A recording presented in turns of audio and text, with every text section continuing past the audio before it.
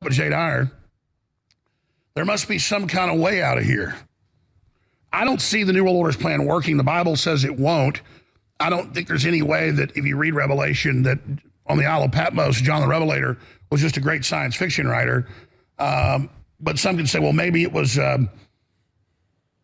missionary protectorate like Frank Herbert talks about in Dune, where actually this was pre-planned to become a self-fulfilling prophecy. Regardless of what you want to call it, it's happening.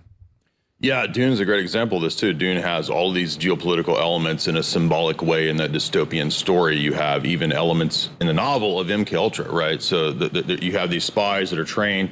You have the controlling of resources, which in the movie is drugs, or in the book is drugs as well. I mean, it's a perfect parallel for how real world geopolitics happens. And the one thing that really stuck out to us this week was a movie that you mentioned for many, many years, and I'd heard it mentioned. I watched it back when I was in undergrad, and we went and watched the movie again now, and it was so much more powerful. It stuck out, and that's the movie Das Leben der Anderen, The Lives of Others. And the reason that matters is that everybody knows and has this idea of, you know, the Stasi, the communists, and how they harass people and how they would actually hang on every word that you said, and anything that you said against the regime would be a kind of way for you to have your credits shut off. They were doing all of this in the Stasi system, right? If you watch that movie, the guy who's tasked with following and spying upon these artists, right? There's a playwright and there's an actress, and he's there under the party boss to spy on them and to harass them.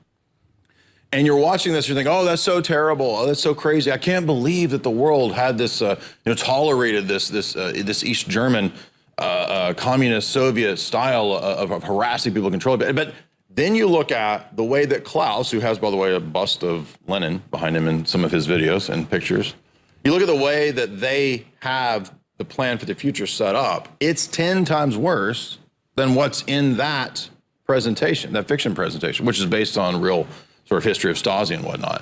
And so I was amazed by everything you say, everything you do, it's all tracked and traced, and they're using like, old 80s technology. Now, could you imagine if the Stasi had what they had, if the Stasi could dream of, right, it's beyond their imaginings. Now they have that, the same people who have an even worse ideology than what the Stasi had.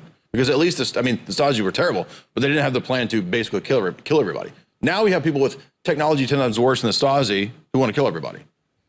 That's crazy, and that's the reality. And now they're springing the trap. Absolutely. And Orwell talked about this in 1984 because he'd worked with the Soviets and then in MI6, OSS, as you know. He said they're the priest of power. O'Brien's like, why do you torture people? Why are you destroying society? He goes, we like it. We enjoy being bad people.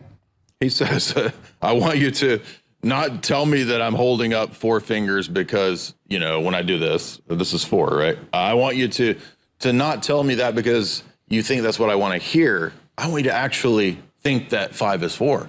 And you're going to stay here until you believe that 5 is 4. And the crazy part about that novel, as you know, is that by the end of it, Winston ends up conditioned. He ends up integrated back into the collective system. So, yeah, it's and they still kill him. Yeah, there is real evil. That's the point here, right? Evil is not a psychological thing. It wants your free will, it wants your soul, it wants your consciousness. And evil is a conscious entity. It's not a generic abstract thing. It's a real conscious thing that is willing the destruction of humanity. I mean, is it not obvious to me that the best explanation for what's going on is something spiritual, something demonic? Because how could you have all of these cultures instituting human sacrifice, instituting the same practices throughout the millennia? Here we are. They want to have a... That had no connection to each other. Yeah, right. Here, the world government, right? Tower of Babel represented human sacrifice. They want to bring it back. Get rid of all the humans. It's the exact same plan. It's demonic, obviously. We've got 10 more minutes, riveting information. What do you want to cover when we come back after this 1-minute break? We can get into the history of the people, the entity, the organizations. We can get into the history of something like Gladio, which is a great insight into this, organized crime, all of that tying into how they control, how they run this. Let's do that. And briefly, we know that the big boards of the New World Order run things. They represent all the different groups, but who's the most powerful in the New World Order today? When we come back with Jay Dyer of jaysanalysis.com, stay with us. We'll be right back.